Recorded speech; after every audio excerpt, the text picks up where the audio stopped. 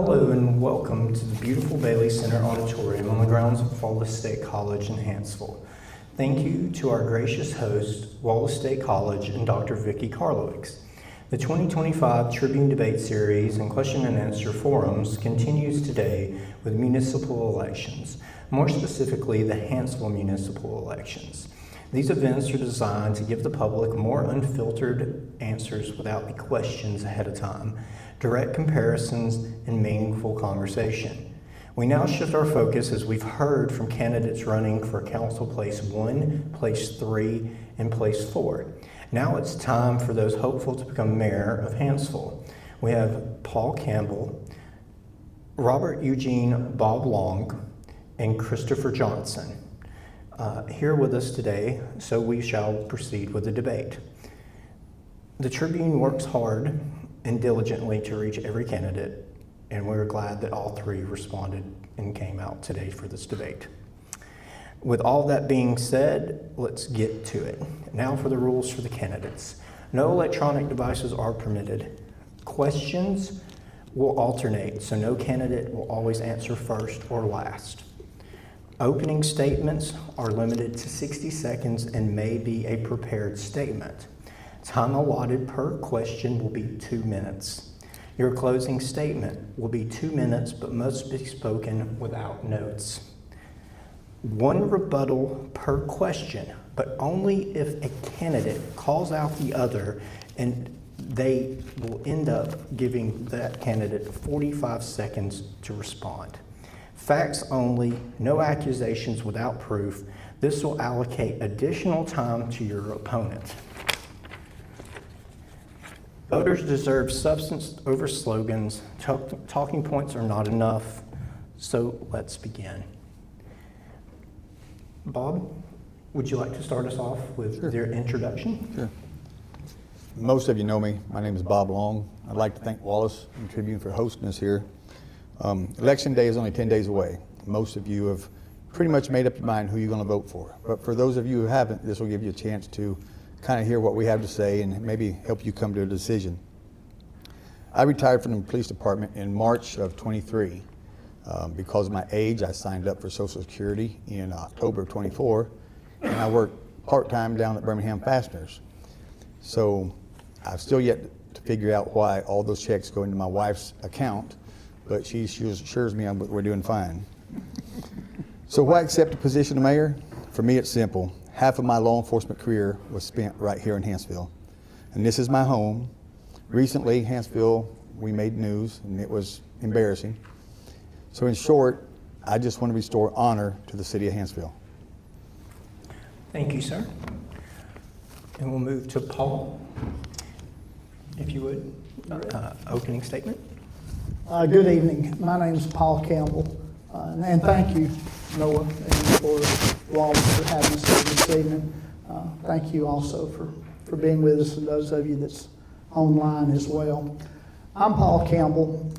My home's been here in Hanceville for the last 23 years. We raised a family here, and part of the family just actually came in a little late there, so we're glad though that you guys made it anyway. But I have 4 grandchildren that go to the school at Hanceville. I have 1 granddaughter here at Wallace. I have 3 grandchildren at Holly Pine. So we're kind of rooted in this area, and we're thankful to be here. But I pastor Hanceville Methodist Church, and I've done so for 23 years. And we're just glad to be in this community and glad to be a part of what's going on here today. And we look forward to being a part of the good things that's going to happen in the future as well here in Hanceville, Alabama. All right, thank you, sir. And Chris or Christopher? Whichever you prefer. Chris? Yes, sir. It is your turn for an opening statement. My name is Chris Johnson. I'm a local business owner here in Hanceville. I own the coffee shop in downtown Hanceville. Have been since 2023. I would love the opportunity to turn this town into what it can be. Hanceville currently has a black eye and has had for many years, and that needs to change. You need somebody to restore the transparency, integrity, and lead with strong leadership. You need somebody that is committed to doing this around the clock for whatever is needed. Somebody that is willing to put in the hard work, the late hours, in any amount of time, that's willing to work with whoever is on the council, with your local business owners, and whatever it takes to turn this town around. I am committed to being able to do that for you if you will have me. Thank you, sir. Thank you all for your opening statements, and we will get straight into the debate. We will start with you, Bob. Bob, we will start with the citywide infrastructure priorities. What are your top 3 infrastructure priorities for the entire city, and how would you fund them? Well, number one, obviously, is going to be public safety. We lost our police department. I retired about 2 years ago before this mess happened. If you would have told me we'd be in this situation when I retired, I would have said there was no way it was possible, but yet here we are. So the police department is the number one. Without it, you can't enforce your laws, you can't enforce your ordinances. If you're sitting out there and you have an accident, you're going to have to sit and wait on state trooper to get here to work your wreck. County's not going to work your wrecks. The county can't enforce your ordinances. So law enforcement, public safety, number one. Second would be the roads and streets. I've been campaigning pretty hard for about 6 weeks, and the number one is law enforcement. Number two is my streets and my ditches. Everyone knows if you live in town, we have a lot of ditch problems when it comes to rain, they flood. So we have to keep the ditches and culverts cleaned out. And then number 3 would be the parks. A lot of people are complaining about the parks. We need better ball fields for our kids. You know, we need this or that. Now, it's easy to sit up here and say, I'm going to fix these things. But the question is, how are you going to fix them? Well, I've got experience in working with the former leaders for 14 years. I was in Hanceville for 13 years. I was the chief. So I've worked closely with the mayor, the city clerk, the public works superintendent, the fire chief. I've helped pour the sidewalks up and down this highway.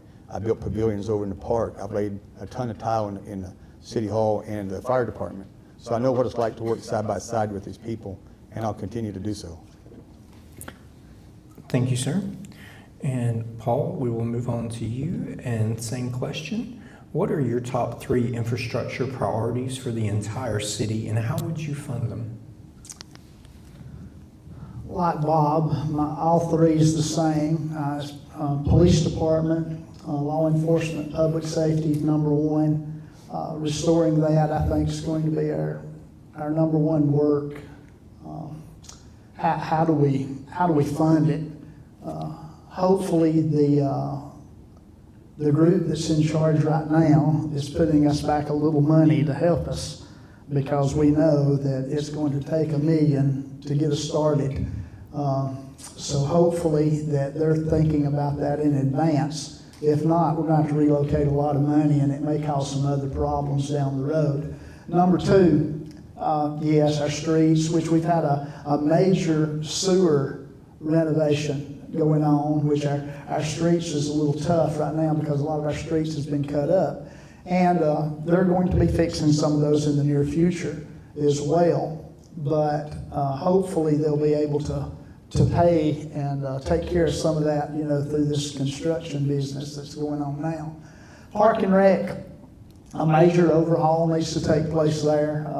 We got some kids in the audience today that plays at our Park and Rec, and actually been playing ball all morning here in Hanceville. But yes, we want people, when they come to our town and when they come to our parks, we want them to say, hey, they've got a nice place here.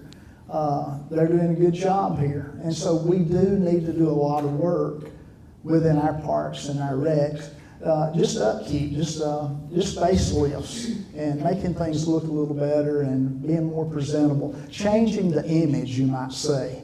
And that's going to be something I think that we have to look at throughout the town. Changing the image. And we'll have to do that through probably some grants and some special funding. May even have to do some special fundraising to make some of this stuff happen, but there will have to be some relocation of funding. Thank you, sir.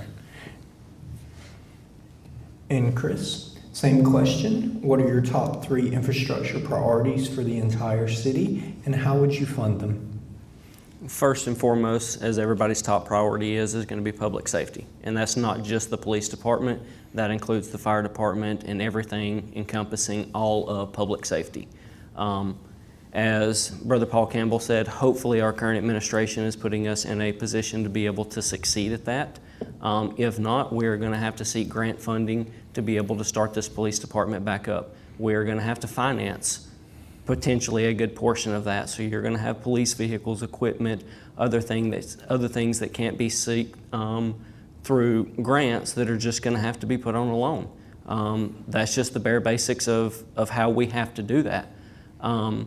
We need to make sure that our fire department is adequately staffed as well to be able to take care of all of the medical calls that they have. There is more medical for them than there is actual fire. We are an advanced life-saving fire department. So that means that we do more than your bare basics that any other department has. We actually have a DEA certified certificate that allows us to keep very potent drugs in-house. And that's something that a lot of places around here don't have. Second on infrastructure is going to be an all-encompassing of infrastructure. It's not just the roads. So water, sewer, power. If we want to expand and grow as a town, what infrastructure is needed? Yes, we need to pave roads and we need to keep those clean and we need to keep them upkept, but do we have the sewer infrastructure to expand? Do we have the water infrastructure to expand? At what point do we have to expand our water treatment plant? At what level can we grow before we have to start making investments into that? That is a report that needs to be generated, and we need to know at what levels we can grow. Third is going to be park and rec and the investment back into the younger generation and the children in this community. And we do that through a dedicated full-time grant writer. What we can't get in grants and in free money, then we take and we turn around and we reallocate through budgeting, and we do the best that we can while being transparent with the public. Sorry, it went over 2 minutes. I have to stop. We will move on to question number 2. Paul, first question will be for you. Okay. Economic development strategy. What specific industries or businesses would you target to attract to Hanceville, and what incentives would you consider offering? Not sure on what I would actually go after, but I'll tell you what my idea is. Along with the Development Planning Committee, going back and looking at some of their things that they did over the last 2 or 3 years. Again, not sure exactly where they are with some of that thought process. But I think one of the things that I would want to do first is I would want to sit down with some of our local business owners that are successful. And we have many gifted, many talented business owners in our area that's doing a great job. But I'd want to sit down with them and do a little visioning, create a group of people that could be more probably maybe more qualified to answer that question and be able to say, hey, these are some people that we'd like to target. These are some companies we'd like to target that would fit into our community and not hurt other local businesses that are already in our community.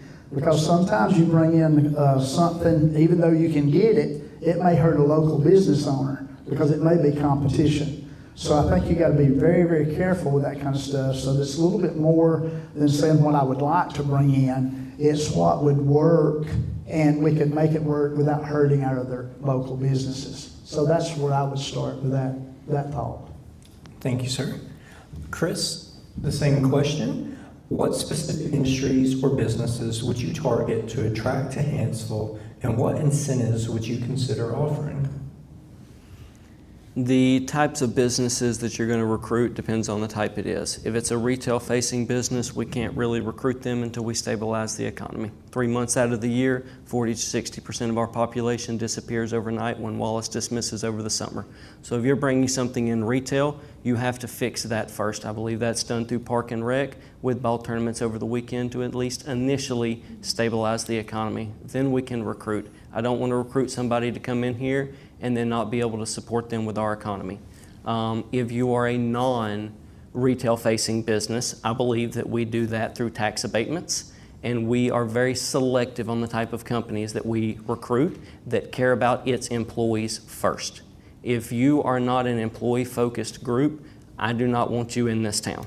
I want people that care about their employees, that actually show up to work every day and care about the people that's generating revenue for them. And that's done through tax abatements, infrastructure. We have different mechanisms to be able to use and to recruit these companies in, using the technical degrees here that Wallace offers, and being able to have them a ready supply of talent that they can pick and choose from is a great asset that we could utilize here from the wonderful college. Thank you, sir, for that response. Bob, same question. What specific industries or businesses would you target to attract to Hanceville, and what incentives would you consider offering? Well, recently we were discussing it, and we were thinking that a free standalone coffee shop would go really good right across the street from Wallace State. For those of you who don't know, there used to be a car wash there that got destroyed and had to be torn down. You can imagine if you look up here at the 7 Brew, the line that they've got waiting every day. Here at Wallace, that would be really great. But I've not been just sitting here talking or thinking about what I might do. I've actually been out there. I've talked to some local business owners that actually currently have businesses here in Hanceville, and asked them what's it going to take to maybe get you to open up another location or maybe expand the location that you have. I've talked to some people that are located in Coleman and say, what would it take to bring you back down here to Coleman or to Hanceville? The tax abatements and tax breaks are great incentives. That's one of the things that they look at.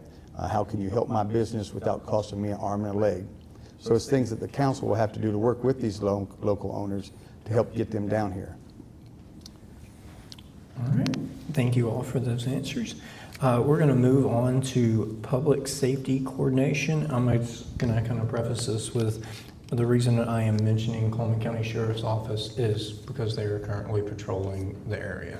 So just so everybody knows why. Chris, you'll go first.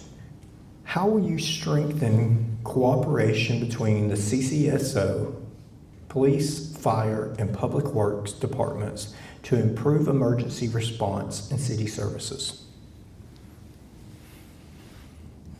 You have to start out by building good relationships and getting the citizens to feel like that they're being patrolled, that they're not always seeing the sheriff's office sitting in one area. We have to get out and make sure that we are protecting the citizens by patrolling. We have to be seen and be visualized, and when I say we, I mean the police department that is whatever is encompassing Hanceville. You have to build that relationship to begin with, and then B, you have to make sure that dispatchers are properly trained to be able to adequately get the information that is needed as quickly as possible and relay that to different people. I believe an asset to that is keeping our PSAP that we have here in the city of Hanceville.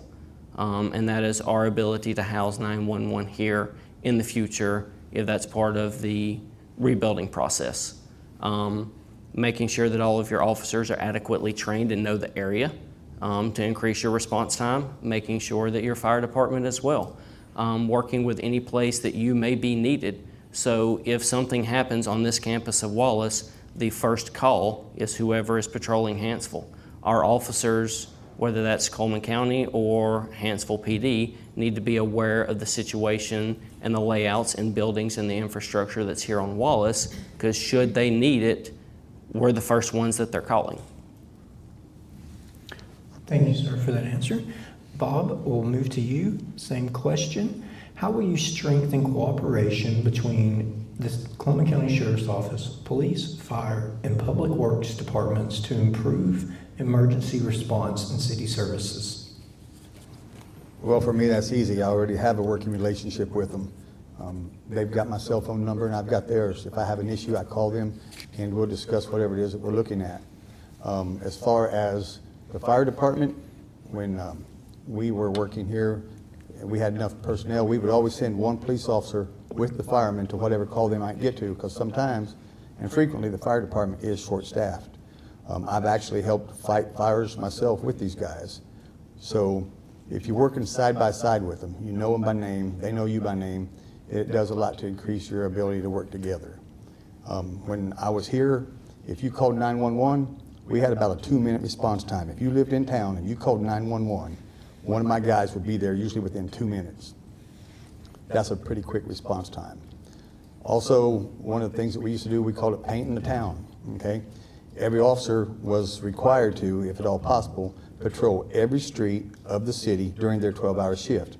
Now, sometimes on day shift, that'd be hectic and you couldn't get it done, but on the night shift with 12 hours, most of the time, there's no reason that you couldn't patrol these streets. So if the cops are going up and down the streets, the thugs are less likely to try to break into your house. You know, you might drive up on something right there that's occurring right in your presence. So you're putting it out, I'm gonna stop over here on a suspicious vehicle on this particular residence.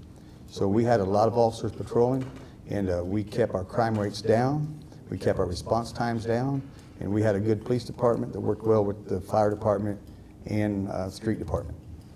Thank you, sir. And we'll move to Paul. Same question. How will you strengthen cooperation between the Columbia County Sheriff's Office, police, fire, and public works departments to improve emergency response and city services? Again, it's about relationships. We keep that relationship open the best we can, definitely by communicating, talking with the sheriff, and right now is talking to the sheriff and talking to the Coleman County Sheriff's Department. Again, I think that as we progress, though, it's going back to what Bob said too.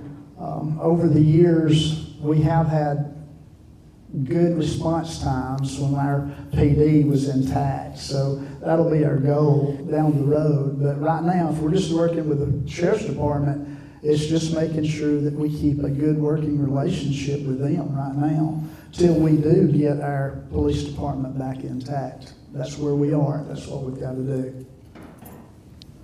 Thank you, sir.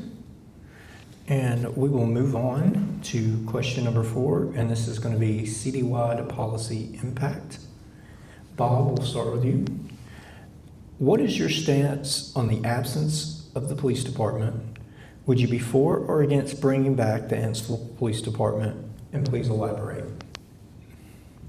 Well, those of you who know me, you know there's nothing more important to me than the police department. I mean, that's what I did. For 28 years, I was a law enforcement officer. 14 of them were right here in Hanceville. This is my home, and for us to be embarrassed because we had a couple rogue officers make some very bad decisions, it was just illegal, period. There's nothing that you can say to justify it, and I've always tried to uphold the guys. But one of the things that we used to do was we would have body cams on them. If they go out on a call, they got body cams, they got car cameras, and that will help actually hold the officer accountable to make sure that he's doing the right thing. So we're going to rebuild it. It'll be a slow process. The current administration has already hired a consultant to work with AMIC, the Alabama Municipal Insurance Company. They're going to instruct them on what we have to do. We're going to wind up totally rewriting the policy and procedure manual. The hiring practices will be totally revamped, along with the training. And then we'll put the right people in the right places, and we will actually hold them accountable. Thank you, sir, for that response. And we will move on to Paul. Same question. What is your stance on the absence of a police department? What would you be for or against bringing back the Hanceville Police Department? And please elaborate. Yes, I'm for the police department coming back. I think it's something that we stand in need of greatly, just for the fact of the presence. The presence of police department it keeps down a lot of crime. We know that. Like Bob said, over the years, when you're painting the town and your presence is known, it just eliminates so much crime. We may not think there's that much crime here, but there is. There's underlying crime all the time, and without the presence of them being here, it grows. Back to the image. Our image is bad right now. So with this consultant that's hired by the previous administration that's in place now, he is rewriting policies. He is rewriting procedures. And thanks to the current administration for doing that and working toward making it a little faster maybe when the new group comes in, whomever that may be, mayor and city council. Because with those procedures and those policies being written right now, it's going to make it a lot easier when we do go and talk to that insurance company again and be able to say, hey, will you take us? Because that's where we are right now. Without those things in place, we can't get the insurance that we need to make this happen. So that's the hope, that's the prayer that we be able to do that in the upcoming few months. And it may take a year or two, but hopefully we'll be able to do it sooner rather than later. Thank you, sir, for your response. Chris, we'll move on to you. Same question. What is your stance on the absence of the police department? Would you be for or against bringing back the Hanceville Police Department? And please elaborate. I am 100% in favor of bringing the police department back. There is more of an asset than you can associate with a dollar amount to a local police department. We cannot create a contract that the Coleman County Sheriff's Office would sign for all of the things that we would be capable of doing. Having them out at community events, having them being able to do what Bob did for years of directing traffic there at the school. Everything that is an asset that exceeds a dollar value for the citizens, the Coleman County Sheriff's Office will not sign that contract. If we have control over everything, they're not signing it. So we have to work closely with AMIC, our insurance company, to be able to implement this police department at whatever stages and whatever speed that they will allow us to. It is up to them, it is not up to us. And we have to prove to them that we can do this and we can do it correctly. We also have to have policies and procedures in place and programs for retention. We've got to be able to have things for recruitment. How are we going to handle these? For accountability, how are we going to handle these? That's all very big questions, and we have one shot to get this right.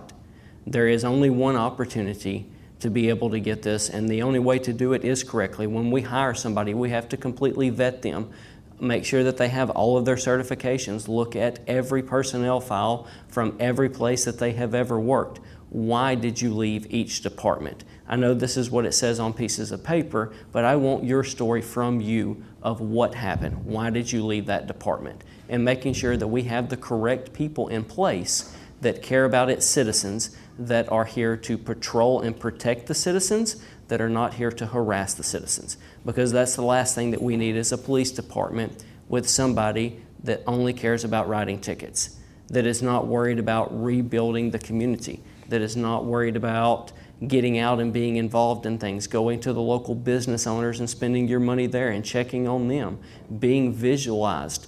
I'm not in favor of ghost cars. If you have a ghost car and you're riding through a parking lot. All right, we will move on to community engagement. We will start with Paul. What new avenues will you create for residents to have direct input into city policy before major decisions are made? Open forum.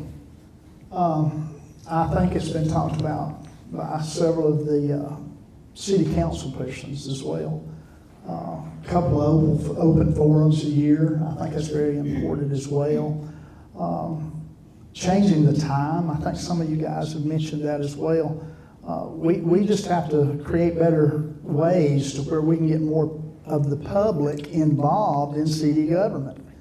And there's several things that we can do. Again, moving the time for our council meetings, I think would help us a whole lot to where we can get more people involved. And setting a couple of dates a year, maybe even more, but having that open forum situation where we can come in and sit down and communicate together.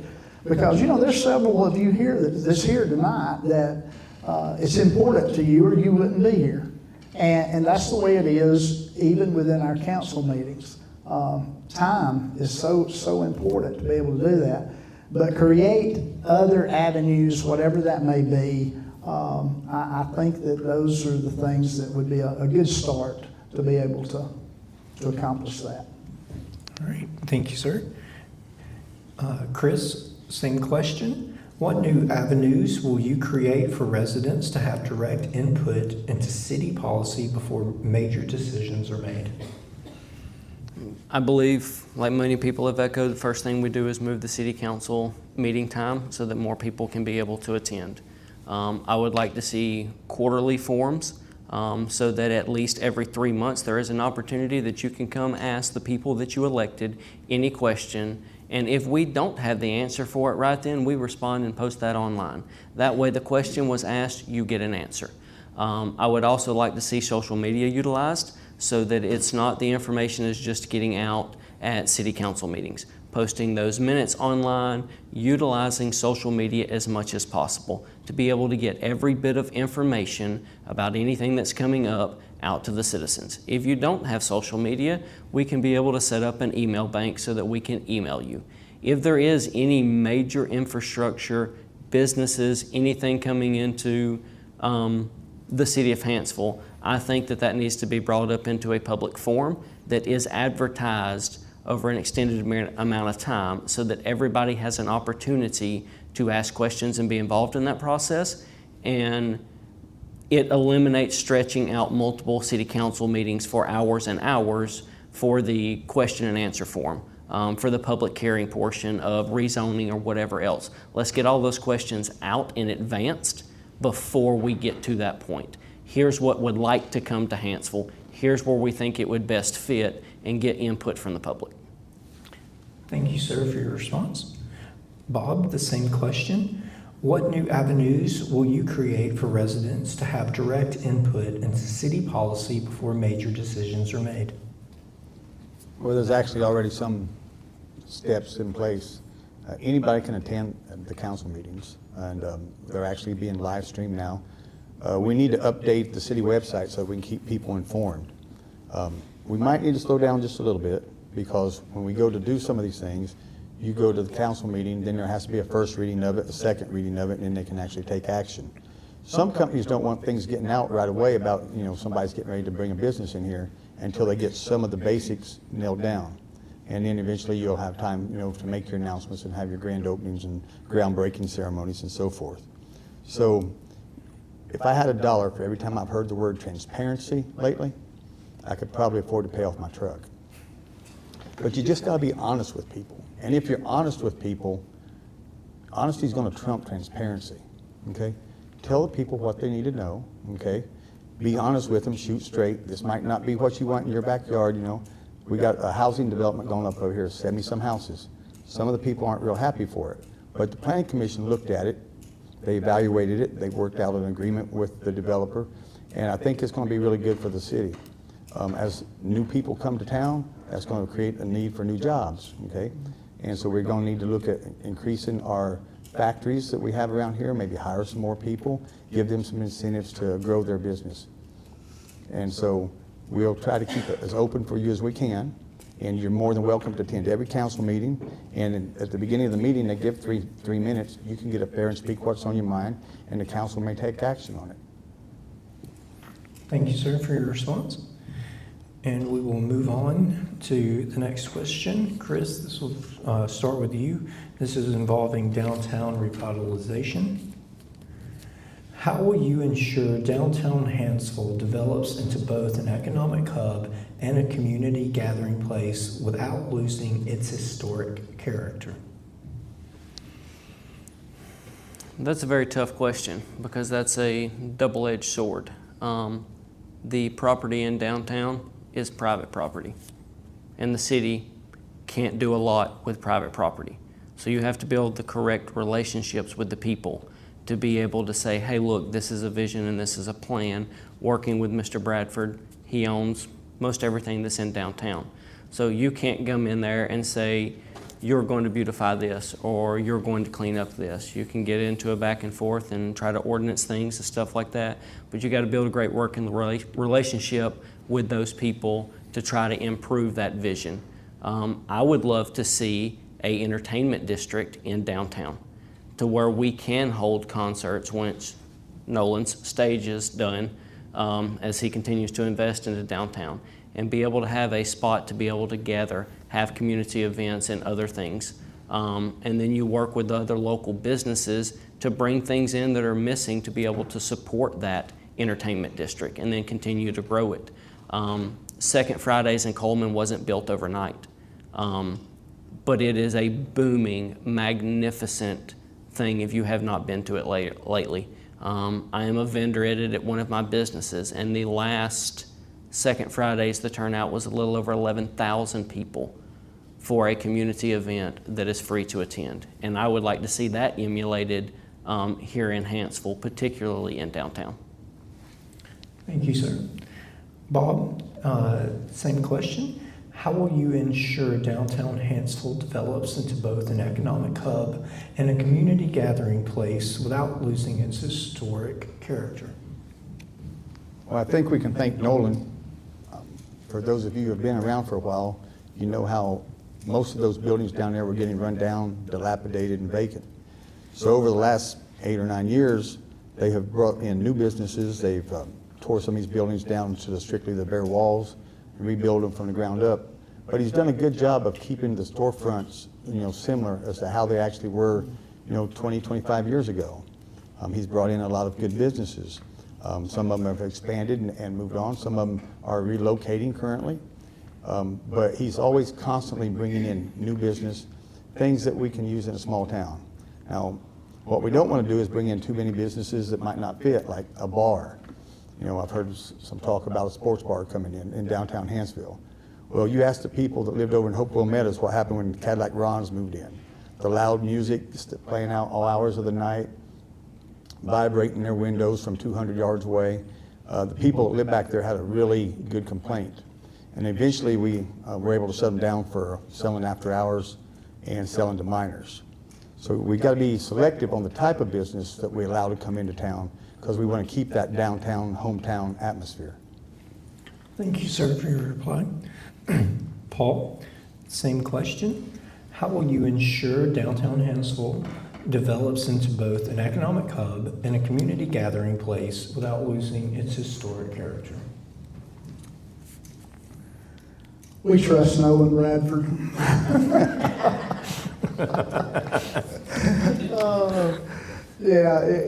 Back to Nolan, he's pretty much, revamping downtown, and we do appreciate what Nolan's doing there. And we know that he works close to the city council as well. And I think whomever owns a piece of property there or owns a business in that area, it's going to be kind of back to what Chris said too, about building relationships with them and having a mutual understanding of what the people of Hanceville want in their town. And then playing off of Bob again too. We want to keep things wholesome as well. We don't want to turn our what we feel like is a good wholesome town and a good family town. We don't want that image to be marred by things that 90% of our residents don't want. So the relationships again with the business people downtown and our citizens, I think you got to work with all of them and be able to maintain exactly what the people want, rather than what one or two people want. Thank you, sir. And now we're going to move on to intergovernmental relations. Bob, this question will start with you. How will you work with Coleman County, the state legislator, and nearby municipalities to secure funding or partnerships for Hanceville? Well, if some of you remember at the forum that we had, I spoke with you, and I've already been up to Coleman, to the city of Coleman, and also to the county to talk to their people on the economic development boards and see what can we do to increase interest in downtown Hanceville. So, they've given me some good ideas. There's also a NARCOG available. They get a lot of grants and they will help steer businesses in your direction. So I've already been up there working with them and talking with them. So We'll take it one step at a time. We're going to have to rebuild this thing from the ground up. And as we get farther along into it, we get our city government pretty much stationary and stabilized. We'll look at growing it one business at a time. And we want to bring in the right businesses. And there's people out there that can help us. Senator Gudger's been really great lately. If you've been paying attention to the news, he's getting grants for millions and millions of dollars, hundreds of thousands of dollars. So he's a good person to speak with. I've already referred one of our local football players that coaches some of the peewees to go talk to him, because apparently we're in drastic need of football helmets for the little kids. They say it's going to cost maybe $20,000. Last year they were able to get new shoulder pads and so forth. This year they're striving towards getting new helmets. Well, you know, all the stress going on with concussions and so forth, so we need to get our children some of these helmets. And Senator Gudger may be a great person to speak to about that. Thank you, sir, for your reply. Paul, we'll continue with the same question. How will you work with Coleman County, the state legislature, and nearby municipalities to secure funding or partnerships for Hanceville? We buy a lot of lunches with those guys. It's about building relationships again. You got to sit down with them, you got to rub elbows with them, and you got to eat dinner with them. And sometimes you carry them fishing, and sometimes you carry them hunting.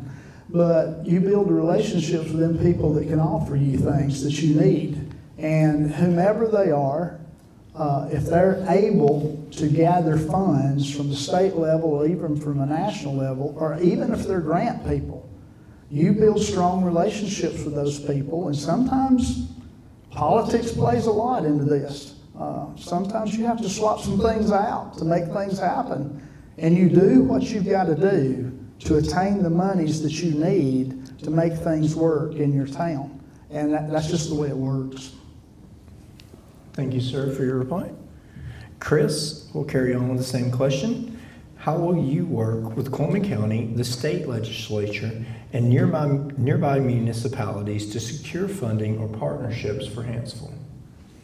You have to get out from behind the desk, go build those relationships, go talk to the people that are making things happen and figure out how they're doing it and utilize that in your community. Good Hope has just built a magnificent park. They're in the process of building a splash pad or trying to acquire funding for that. How did you do it? What worked for you? And be able to implement that here in our town. On the state level, you have to go and talk to them, build the relationships, and let them know what you need. If you don't go tell them where your community is struggling and where you need funding at, they don't know to come help. They don't just pass out free money right and left. It is where they feel it is best needed in their community. And you have to go politic with them to be able to get that. You have to be able to adequately articulate how this is going to be beneficial for your citizens. You have to worry about the people that's in this town. Get out from behind the desk, go to work, spend the time, put in the effort, build those relationships, and then continue to foster those relationships later down the road. All of the funding that was secured for the ditches up the side of 31 Highway, that wasn't one grant. That was a continuous effort. $40,000, $50,000, $60,000 at a time, whatever it was, that you had to continue to go back and ask for until we got done with those projects. Don't give up. Just continue building, plowing forward, and doing whatever is necessary for your community. Thank you, sir, for that reply. We're going to move on to our next topic, which is long-term budget planning. Paul, we'll start with you on this question. What steps will you take to ensure the city's budget is stable, not just year to year, but for the next decade? I will have to have advisors. I'll have to have some people that's smarter than me on finances. I think we rely a lot on our city council people as well, but I think there's times that when you have to bring in some specialized people to help you, especially when you're dealing with long-term budgets, and not knowing exactly how much you're going to have to spend to make some certain things now to make it happen. It's like it's talking about the police department. It's talking about how much money it's going to actually take over the course of 2 to 3 years to make this happen. we may have to do some different things that may not be what we want to do. Is about attaining certain amounts of money to do what we need to do. So we may have to have advisors. We may have to have some people that can help us make some decisions, long-term decisions. I don't know how much money the city's sitting on right now. I've not inquired. I've not asked those questions. And those are things that I would have to know to be able to probably answer your question as you want it answered. I appreciate the response and the candor. Chris, you're up next. Same question. What steps will you take to ensure the city's budget is stable, not just year to year, but for the next decade? You have to set a full-blown economic development plan. If we stay on the current trajectory and path that we're on, we're not going to grow. So to be able to have more funding to spend, you have to grow this town that comes in. But you also have to be very mindful of things that happen. If they eliminate the grocery tax and it is on a state level, okay. As long as it doesn't affect us here, then on a municipal level, and I don't understand that tax side of it, if it affects the municipal, if it's just a state tax that they're lowering, but if that revenue source is eliminated, property taxes are going up. Something else, you have to be able to get that revenue. You have to be able to bring in businesses that are going to generate revenue. If we're going to go into debt for something, there needs to be an ROI on it, a return on investment, something that is going to be debt for now that we're paying off, but is going to generate revenue down the road. If you're not looking at that aspect of it, then you're just setting yourself up for failure in the future.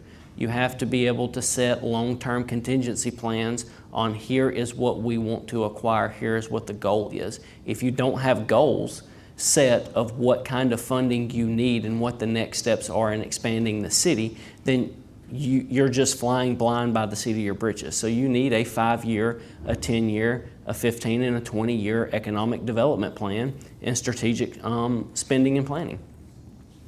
Thank you, sir, for that response. Bob, we're going to move to the same question. What steps will you take to ensure the city's budget is stable, not just year to year, but for the next decade? Well, I've been fortunate enough to be involved in some of those budget meetings, and every year we try to set back a certain amount of funding for savings. And we need to continue to put back that money into savings and try not to touch it if we can. I have a little bit different view, though. I think we're growing. I think we're growing in leaps and bounds. You look at the houses that have been built in the last couple of years. Go over to East Railroad, West Railroad. They've built, probably close to a dozen houses on West Railroad, another 4 or 5 on East. Look up and down Blunsfield Street, new houses. These things are selling right now before they're even finished being built. Look at the new subdivision that Nolan and them have helped bring in. That's going to be 73 houses. All those are going to bring in new people. They're going to bring in more property tax. They're going to bring in more people buying food, more people buying groceries. And so we're growing. You look at the new businesses that they've brought in. You got Tractor Supply right up the road, and having horses, I'm very grateful to have them. You look at the AutoZone. So they're bringing in new businesses, okay? They're bringing in new houses. That brings in more citizens. That's going to generate more income for us on the tax-based level.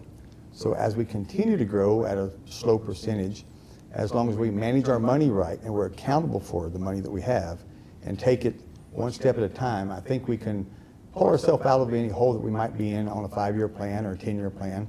And in 10 years, folks, I'm not going to be here. I'm going to be retired. So it'll be up to the new crew to take care of it. But I think if we take it one step at a time and just work it day by day, go with what's working right now for us on our growth, I think we're going to be just fine. Thank you, sir, for that response. All right, we'll move on to leadership philosophy. Chris, we'll start with you. Describe a difficult decision you believe a mayor must be ready to make and how you would handle it while keeping public trust. One of the toughest decisions that you have to make as a mayor is firing an individual. That's something that you have to be capable to be able to do. But you also have to make sure that you have laid out that expectation for that employee, and that they know what the expectation is, what's expected of them, what's acceptable and what's not, and that they're held accountable to that standard. At some point, you have to be able to make that tough decision to fire that individual. And that is one of the hardest decisions to make as a business owner. Not the hardest, but it is one because you are impacting somebody else's livelihood. So you also have to be able to make the tough decisions when people start to question things. As our city council has been beat up right and left ever since the police department fiasco. You have to be able to make the tough decisions to stand up for them, to show transparency and leadership in that this is not what's happening, to be able to keep the conspiracy theories out and be transparent with the information and putting it out there. And that's not a tough decision, but that's just protecting the other people that are on the council or whatever else. As a leader, you have to show that leadership. Thank you, sir, for that reply. Bob, the same question. Describe a difficult decision you believe a mayor must be ready to make and how you would handle it while keeping public trust. As police chief, I've had to make that decision many times. I've had to call an officer in, speak with them, and give them some form of disciplinary action, whether it be a written warning, a write-up, suspension, or even termination. One time I had to write a guy up, and when it was done, he said, "Thank you, Chief. You're the best chief I've ever had." So when you can do that with someone, and you let them know that, I'm not doing this to be mean, I'm not doing it to be a jerk, but we have certain standards here that we have to uphold. They realize that and they respect it. I've had instances where you're not just firing that officer, you're firing his wife and his kids, because he may be the only support that they have.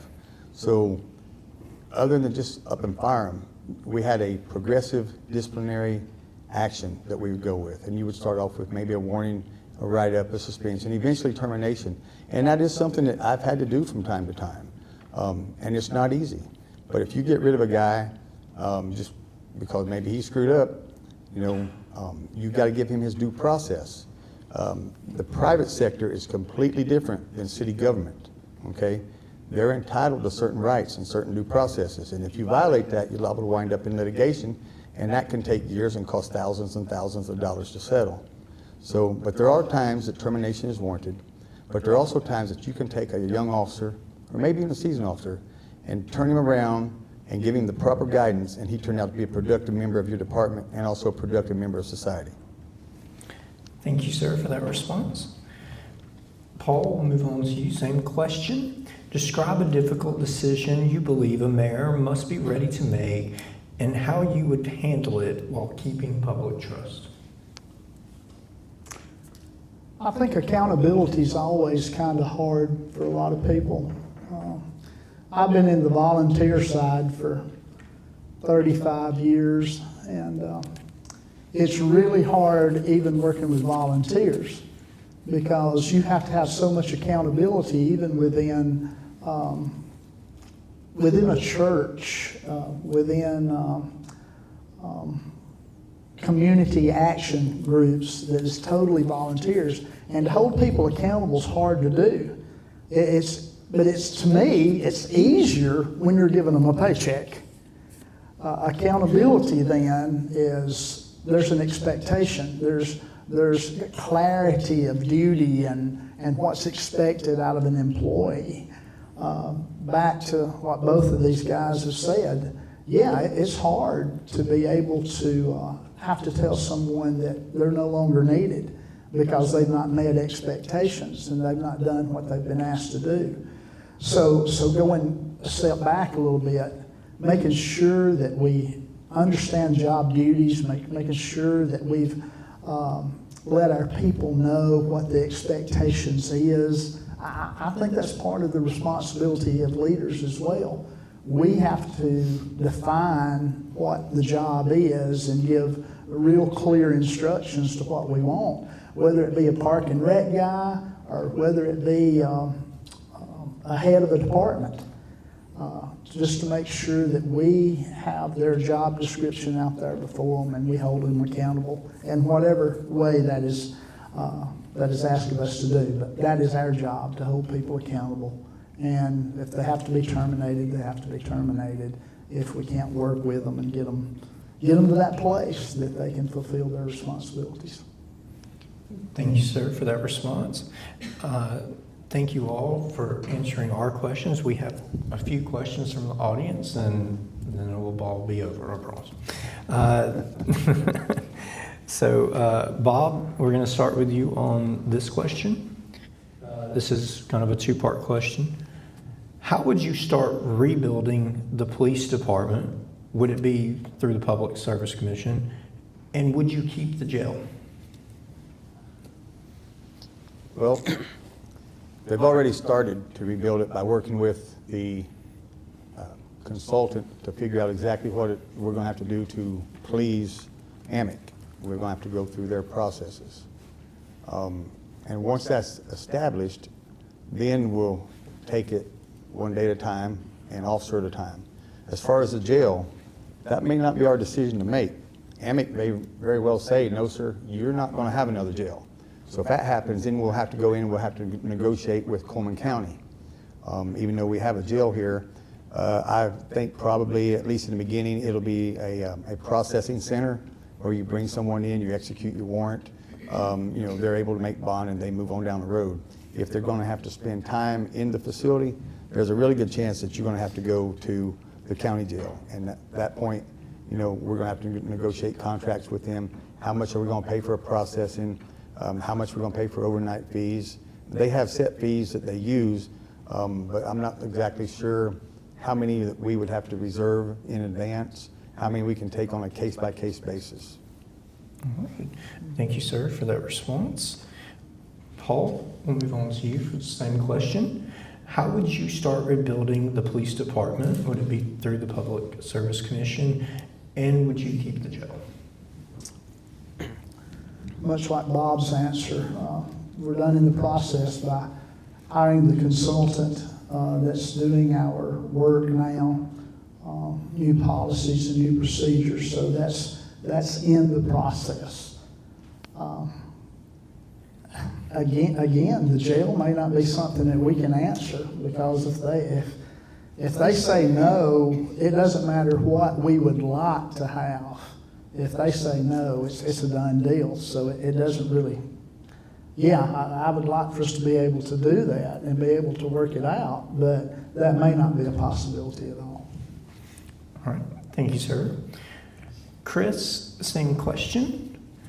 How would you start rebuilding the police department? Would it be through the Public Service Commission? And would you keep the jail?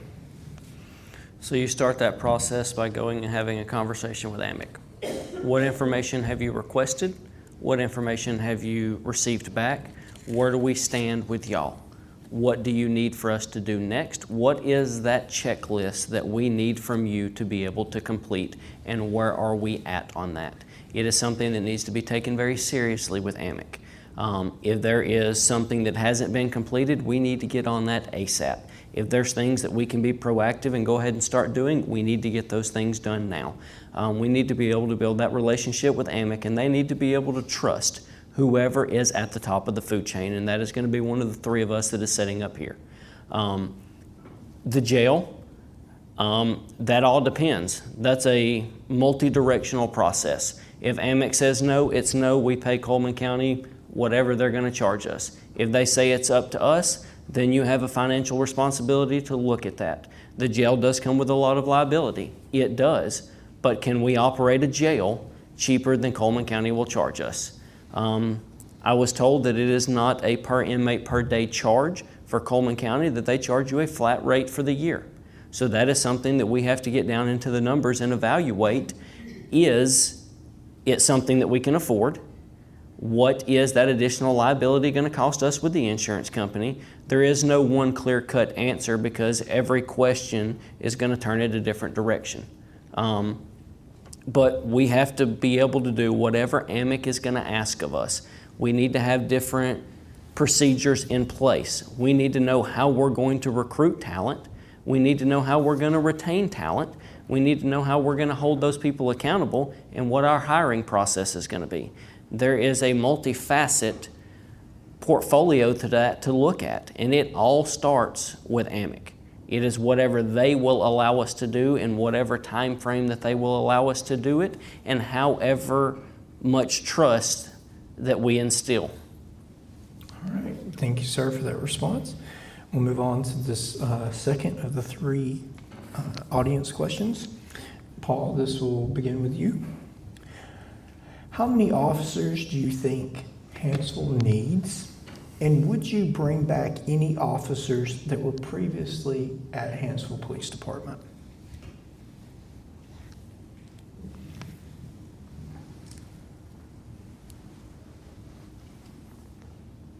Whomever we hire is our police chief. I think we have to be confident in him. If it's this person that is our consultant at this moment in time, if he winds up being the guy that we hire, and he becomes the new director of public safety, I believe we have to trust him. I don't think that's something that I can sit here and tell you, because I'm not a police officer. I don't know a lot of those things. And I'll say this, as a leader, there's going to be some things that I don't think none of us is going to be professionals at, and we're going to have to trust other people. That's where we're going to have to delegate, and we're going to have to trust the council in helping us make decisions. There'll be some decisions that we may have to make, but whenever we make those decisions, we don't have to put trust in other people as well. And that's my answer to that. Whomever we wind up going with and saying, you're the man for the job, we're going to have to say, here's the keys, and you get to drive the ship. And that's the way I would handle it. All right. Thank you, sir, for that response. Chris, we'll move to you. Same question. How many officers do you think Hanceville needs? And would you bring back any officers that were previously at Hanceville Police Department? Officer standpoint, I believe it's going to be a minimum of 6 officers would be a minimum number. Would like to have more than that if the budget allows that. But that was the number with talking with people that are in the police world, that it would be a minimum of 6 officers, but would need to be more than that. On the case of the other officers, that is one of those processes that you open up applications and you independently evaluate every single officer. Without being able to have pervy information to some of the questions that I would have, I can't say whether we can or cannot hire some of the previous officers. To me, it all plays into integrity. How many of those officers knew that that hole was in the wall? If you knew that the hole was in the wall and you looked the other way, how many of those officers ever saw that? If you saw that, no, you don't need to be in this police department. You don't need to be in any police department. That's just my opinion. Integrity is a key aspect to a police officer. So if there's officers that never had evidence, that never dropped anything in that box, that had never been in there, had never had to make an arrest, then you independently look at each one of those officers and evaluate each application. You pull their personnel file. Was there any problems here? Was there any problems in anywhere else? If those questions can be answered, then you give everybody an equal opportunity to be employed. Thank you, sir, for that response. Bob, same question. How many officers do you think Hanceville needs? And would you bring back any officers that were previously at Hanceville Police Department? So if you're talking about sworn personnel, which is the police officers, you got to have a minimum of 10, okay? You've got 12-hour shifts, you run an A shift and a B. You've got day shift and night shift on 2 different rotations. During our busiest hours, we actually had a guy who would come in at noon and work till midnight. There were times during a month we might answer 2,000 or 2,200 calls during a month. A call could be anything from you calling 911 and we send an officer down to help the fire department, or it could be a burglar, a prowler, It could be your neighbor's dog's barking too loud. It's not safe to be out there one man by yourself. I can tell you, I've done it. Years ago, Hanceville used to work one man per shift, okay? You don't want them out there. As far as hiring additional officers, I know some of the people that lost their jobs, they had nothing to do with the scandal that was developed. There were non-sworn personnel that had been there 8, 10, 12, 15 years. Nothing to do with that particular incident, lost their jobs. So yes, some of those people would have the opportunity to come back, but would they want to? That's the question. Do they think that maybe if something goes wrong in the next few years, we're going to get rid of everybody again? You know, trust is a hard thing to earn, but once you destroy it, it's even harder to get it back. And that's going to be one of my #1 priorities. Thank you, sir, for your response. And that brings us to our final question. Chris, this will start for you. This is kind of a 3-part question. Mhm. What is your favorite thing about living in Hanceville? How long have you lived here? And where in Hanceville? What part of the area in Hanceville do you live? So I live on the southwest side of Hanceville. I have been a legal resident of Hanceville 98 days prior to the election. I'm not going to hide that. I've been connected with the community and had a business here for many, many years, and have had children that have been a vibrant part of this community. I have lived in the Hanceville School District since 2014 when I bought my previous house, rented it, and then did a owner finance and then a purchase. But my favorite part about Hanceville is the small town aspect, that this is still the small town that has a community. It is what Coleman used to be. Coleman used to be the wonderful little small town that everybody was so happy to call home and was growing and was amazing. That is Hanceville. You know the people that are here. You know the community. When something happens to a member in the community, we can be able to pick up and help that individual. We put politics to the side. We put the needs of everybody else on hold to help somebody when an issue happens. Somebody loses a loved one, car breaks down. That still small town community feel that people care about each other is my favorite part of Hanceville. Thank you, sir, for your response. Bob, same question. What is your favorite thing about living in Hanceville? How long have you lived here? And what part of Hanceville do you live? Well, for me, it's really easy. Many of you may not know it, but before I got involved in law enforcement back in 1995, I was a professional Arabian horse trainer. That's how I met my wife. I moved down to Alabama. One of my clients set me up on a blind date, the only one I've ever been on my entire life. I'm never going to do it again. Been married almost 41 years. So as our children grew and got married, moved off, the youngest one joined the Marine Corps, I told my wife I'm going to get another horse. She thought I was crazy, but I started buying up some tack and equipment and so forth before I even had the horse. In 2019, we decided that we were eventually going to wind up moving to Hanceville. And I wanted land inside the city limits so that, fortunately, one day I could run for office. I wasn't intending to do it this soon, but that's how it's happened. So in 2019, we bought some land.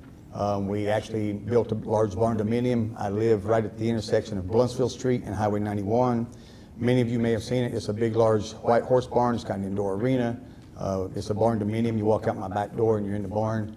I really enjoy getting back into the horse business a little bit. We've got some 3 registered mares, 1 quarter horse, 2 Arabians. We bred them to a national champion stallion. And hopefully next year I'm going to have some real pretty little babies. Thank you, sir, for your response. And Paul, you're last to answer for this debate. What is your favorite thing about living in Hanceville? How long have you lived here? And where do you live in Hanceville? My favorite thing about living in Hanceville is I'm right across from the school. My grandkids can walk to my house. They can get in my refrigerator anytime they want to. They can bring all their buddies over and hang out in my living room anytime they want to after school. That's my favorite thing about living in Hanceville. And I can walk to work.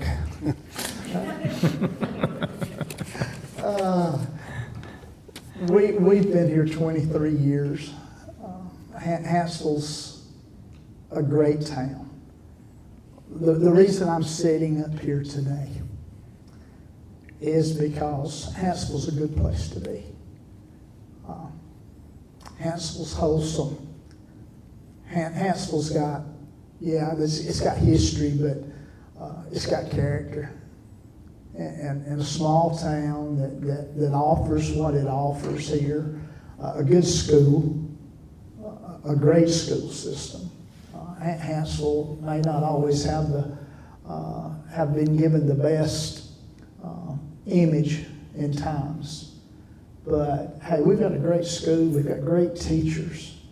One of my grandchildren is right here in this school as well, and I'm thankful to be in a small town that has good gossip. And you know everything that's going on around town.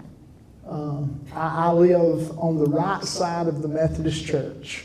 I did live on the left side of the Methodist Church, but we took that house and made that the learning center, and it become our children's ministry. And we bought the house to the right. And we've been in that house now, I don't know, 10, 11 years. But location. It's a great place to be, and I'm honored to be in Hanceville. Thank you, sir. Thank you all for coming today and answering our questions and speaking out to the community and the voters. Now it's time for closing statements. Bob, we'll start with you. Everyone will have 90 seconds on closing statements. Well, thank you for having us here today. For me, it's all about home. You know, this is where I live. My grandchildren, a couple of them, go to Brother Paul's daycare. The oldest one, the little girl, she got me, and they sent her off to kindergarten this year. But my grandson, he's still there. I attended hundreds and hundreds of ball games here. I've seen some of these kids graduate school that I watched them walk across the street when they were in kindergarten. I mean, that's how long I've been here. So to have this black eye, this embarrassing moment here, it hurts. And one of the things I want to do is just restore honor back to this city, so that when you say I'm from Hanceville, they don't look at you and say, oh yeah, we heard about your police department. We're much more than that police department, okay? We're a community, we're a fire department, we're the street department, we're the park department. We all get in there and work together. I've been there with them, I've helped fight the fires, I've run the medical calls, I've built the stuff with them. And that's something that I'm gonna continue to do, and if you'll put me in office and you'll vote for me, I'll give you 100% of my best. I'll never lie to you, I'll always tell you the truth. You might not like what I say, but you can bet one thing, it'll be the truth, or I believe it to be the truth. Thank you, sir, for that remark. Paul, it's time for your closing remarks. 90 seconds, sir. I'm not a politician. I've never claimed to be a politician. I'm not even sure if I like being a politician. Hang in there. The last few weeks has been difficult for me. I'll be very honest with you. Some of my people who have pushed me to do some of the things that I've done over the last few weeks has probably been a little upset with me because I didn't work as hard as Bob's worked, or Chris even. But I promise you this. I give you my word that I'll do whatever it takes to make Hanceville a better place to live, a better place to work, a better place to shop, a better place to be. I probably don't have all of the credentials to do it, but I believe that I know some people that can help us. And they'll work close with us and work hard with us to help us become all that we really need to be and want to be. So I ask for your vote Tuesday the 26th. And all I can do is say, hey, I'll work for you and I'll serve you the best way I can. And I'll ask you, though, to serve with me and become a partner in a shared purpose of making this place a better place to be. Thank you. Thank you, sir, for the response. All right, Chris, move to you. Closing statement. You have 90 seconds, sir. I'd like to thank each and every one of y'all for being here, the people that are online watching, the city council members that are here, all the citizens, everybody that has showed up today. I would ask you to vote not for somebody that you know, but to independently evaluate each candidate that is up here on the stage, and not just on this, on the city council as well. I can promise you that I will instill integrity, transparency, and strong leadership back to the city of Hanceville. It will be a place that you can be proud to call home, that hopefully my vision and goal is in 8 years, any kid that's 10 years old doesn't have to leave this community to be able to afford a house and a car. To begin with, that's an apartment with somebody else as you move out at 18. And a car from a buy here, pay here, but you're able to grow beyond that. I don't want the current citizens that we have in what would be 2 terms to have to leave the city of Hanceville and go to Coleman, go to Birmingham, go somewhere else to be able to support the lifestyle that they desire to live here in the city of Hanceville. That is my goal, my plan, and my vision. And to touch on something else that wasn't brought up tonight that I hope would have been is annexation. That is something that the city and the leadership needs to look at very seriously. In a very short few years, you're going to have difficult conversations with some business owners on the north end of Hanceville, all the way up to at least Walker Brothers. Do you want to be in the city of Hanceville, or do you want to be in the city of Coleman? If you go out west on 616, do you want to be in the city of Good Hope, or do you want to be in the city of Hanceville? That's time. All right.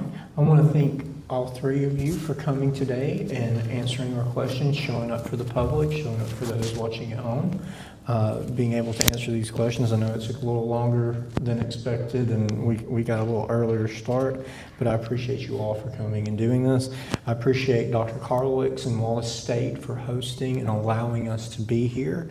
I appreciate everyone who came, from council members and the public. Thank you for coming out. The debate series will continue next Tuesday, next Thursday, and next Saturday. We have a full slate on all of those. You can find those on Coleman Tribune Facebook and also on ColemanTribune.com. If you all have any questions you would like to submit for these next debates, please send them to news@ColemanTribune.com. Or if you would like to show up for any of those debates, please RSVP through that same email address. Again, thank you all for coming, and I hope you all have a great evening. Yeah, please.